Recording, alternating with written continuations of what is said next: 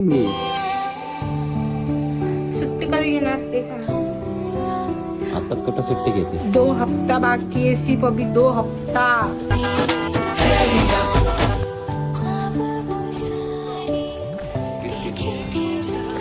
मेरी शादी के लिए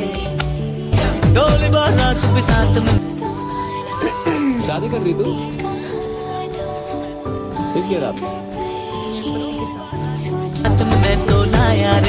अब तो ना होता है अब रोज इंतजार सोनी, आज नहीं तो कल है तुझको तो बस मेरी होनी रे, तेनू लेके मैं जावांगा.